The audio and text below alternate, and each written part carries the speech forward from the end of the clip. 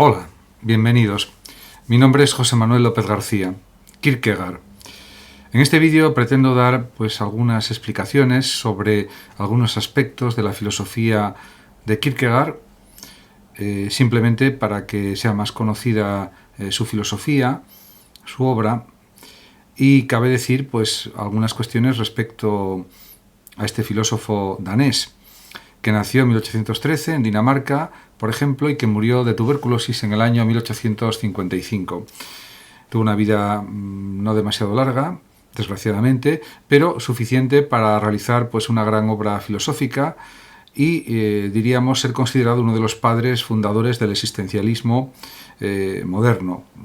Inspiró a otros muchos filósofos, como por ejemplo a Sartre, a Unamuno, y a otros que crearon el existencialismo como corriente filosófica fundamental del siglo XX. Realmente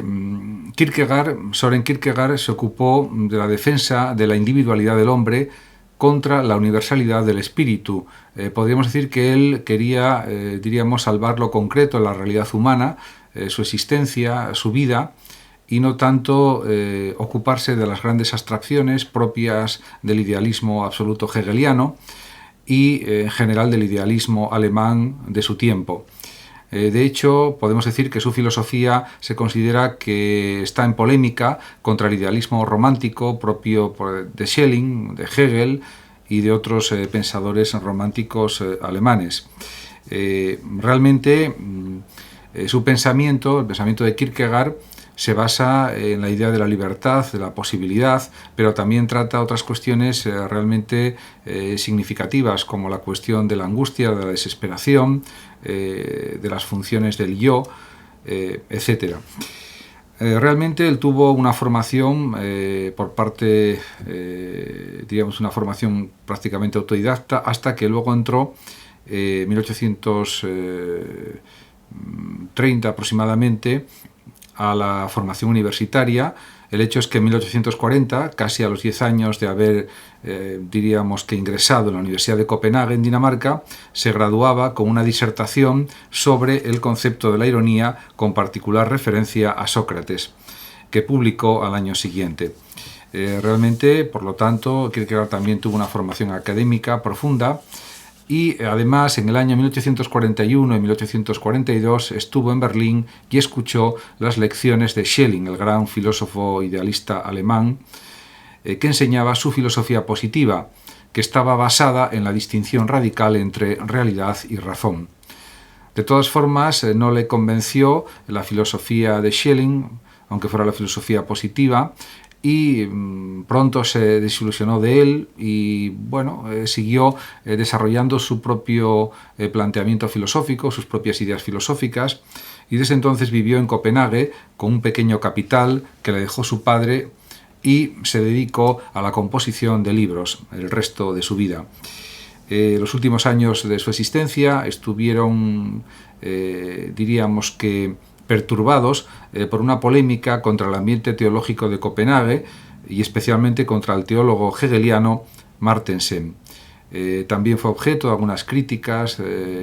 satíricas, ataques personales, por los que él se sintió muy molesto, muy herido, pero eso fue superado, con sus contestaciones, con sus escritos, etc.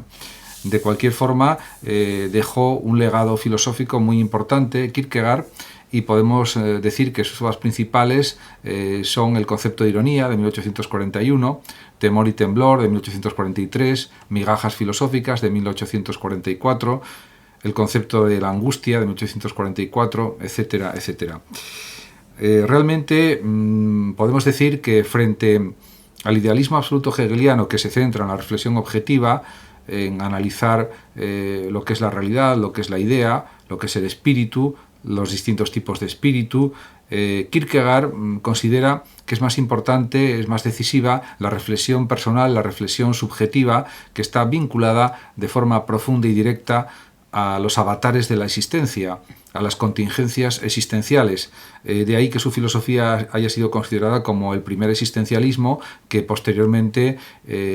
fue muy tenido en cuenta por grandísimos filósofos como por ejemplo Sartre, como también Unamuno, y por otros también, por supuesto.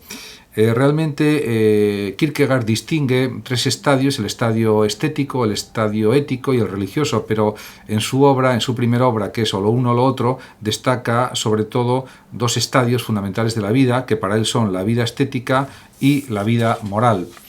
Realmente, según Kierkegaard, el estadio estético es la forma de vida de quien existe en el instante, huidizo e irrepetible. Por tanto, podemos pensar que el esteta es el que vive poéticamente, el que vive a la vez de la imaginación y de la reflexión. Pero claro, no podemos quedarnos solo en ese estadio estético. Considera Kierkegaard que la característica de la vida ética es la elección que el hombre hace de sí mismo. Y en este sentido, en ese construirse a uno mismo, que es el proceso de la existencia, de la vida, aparece también el sentimiento de lo posible, lo que hace que surja lo que él denomina la angustia. ¿Y qué es la angustia para Kierkegaard? Pues es precisamente la condición engendrada en el hombre por lo posible que lo constituye, porque ante el hombre se abren numerosas posibilidades de realización, de acción, y en este sentido también aparece el malestar, la angustia, la ansiedad, porque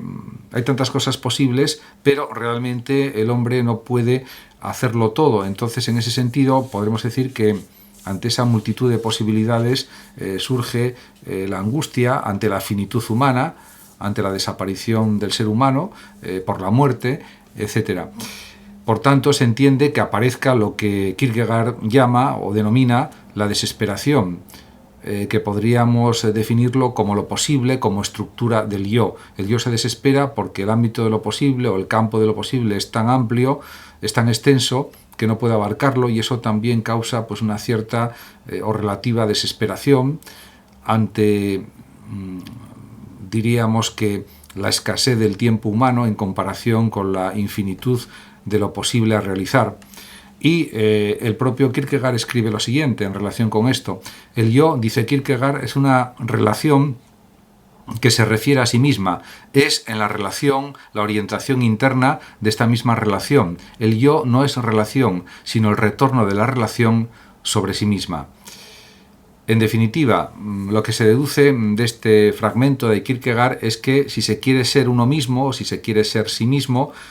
puesto que se es finito y por tanto insuficiente por sí mismo, no alcanzará nunca el equilibrio y el reposo, porque eso nos conduce a la desesperación. Y si la persona no quiere ser sí mismo,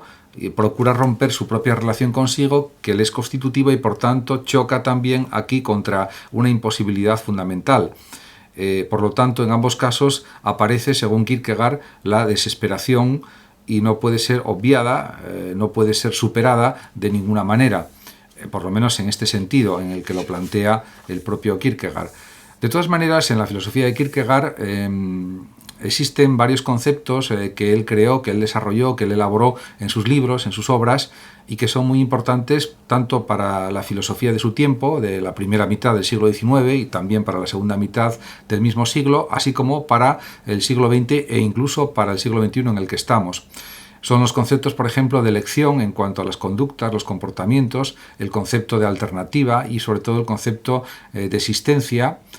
como lo más primordial, lo particular, lo efectivo, lo real, frente a las puras abstracciones de los idealismos, de los espiritualismos, que realmente no se sustentan en una base empírica, en una base material. En este sentido, pues no cabe duda de que dio muchas ideas, muchos principios, una base fuerte, fundamental para el desarrollo del existencialismo de distintos filósofos como Gabriel Marcel, también de alguna manera de los personalismos como el de Emmanuel Mounier, y para otras corrientes filosóficas en relación, ya digo, con el personalismo, el existencialismo de Sartre también,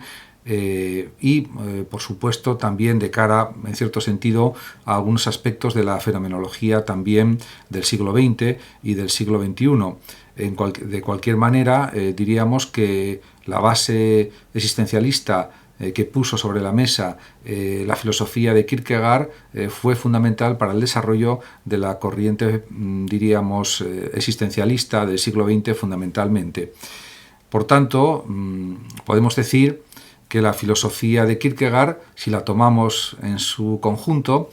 puede ser valorada o considerada como una especie de apologética religiosa, o también como un intento de fundar la validez de la religión sobre la estructura de la existencia humana, como una especie de apoyo de la propia vida o de la propia existencia. Muchísimas gracias a todos por su atención. Saludos también a los oyentes de Radio Sofando de México y, por último, decir que el que lo desee puede compartir este vídeo, darle me gusta o simplemente suscribirse a mi canal de YouTube. Hasta siempre. Muchas gracias.